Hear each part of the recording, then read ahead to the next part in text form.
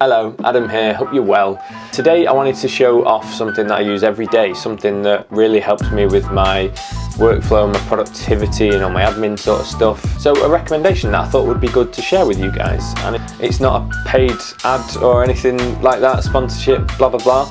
I genuinely just found this online one day and I love it. So it's a wall chart, it's a diary, calendar, call it what you will.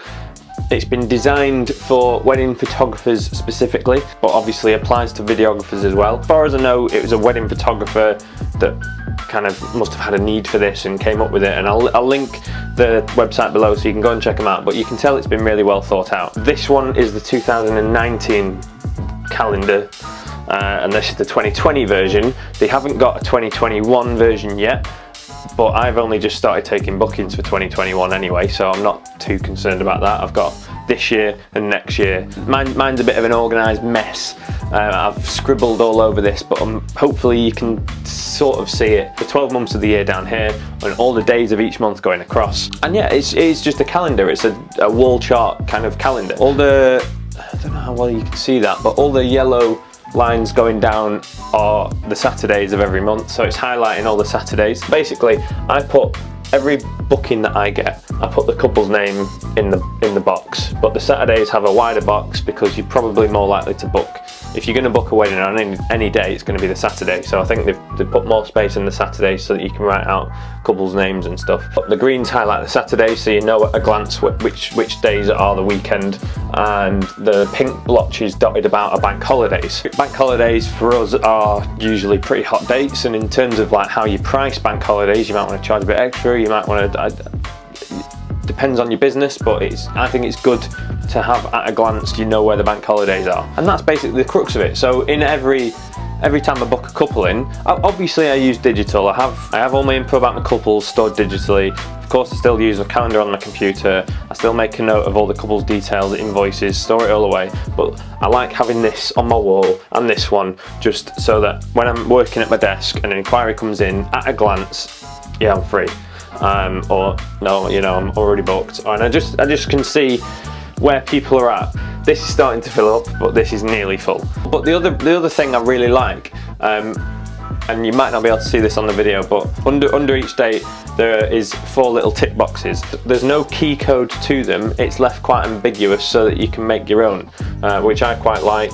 So what I do is, once a couple have booked in, I write the names on here. Once they've paid the deposit, I tick the first box. So again, at a glance, I know if they've paid the deposit or not, because that'll be ticked. And if it's not, I happen to spot that, they've not paid the deposit yet, that's when I chase them up, where's my deposit? And then once they've paid that, I tick that box. The second box, I tick when they've paid the full balance, so nearer to the wedding, they've paid in full. The third box is for when I've shot the wedding. So they paid the deposit, they've paid the full balance, and I've shot the wedding, 3 ticks out of 4. And then the fourth box is I've finished editing the film, sent it off, they've had it all done and dusted, that couple is done. So when I get, like I had one at the start of January here, and I've just ticked off all their boxes, crossed them off, they're done, I've delivered the film, everything's finished. But because it's left blank and it's ambiguous, it's up to your own interpretation as to how you want to assign your key, if that makes sense. Which is quite good. The other thing that I like is at the end of every month there's a box that says inquiries and a box that says bookings.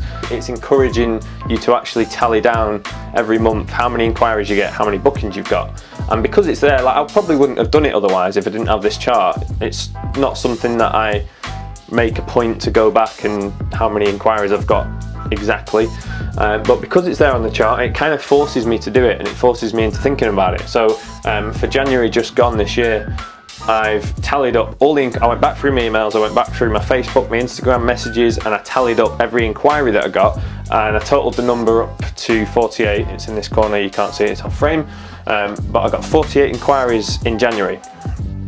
And then I checked of how many of those inquiries actually booked, and I tallied that up to 5. So from January this year, I've taken 48 inquiries, and 5 of those have resulted in a booking. That for me is really handy data to have, because I know, let's round it up and call it 50 inquiries and 5 have booked. I know now that 1 in 10 people have booked, and like on average, if I'm getting 10 inquiries, one of them's going to book. So it's good data to have, and it'll be different next month. But generally for me, I like to keep an eye on the bookings per month, and I have a target of 4 bookings a month. So I know that if I've booked 4 weddings on average every month, that's going to be 48 bookings for the year. 12 times 4, 48.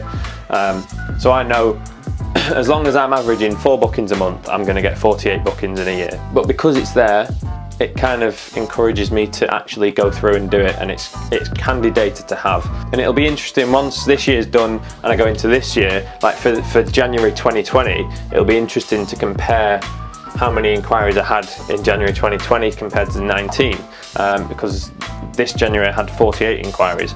And January is always quite a hot month for inquiries, and I don't have prices on my website or anything like that, so I literally just get inquiries from, you know, all sorts of budgets, all sorts of couples, and I do get quite a high volume of inquiries.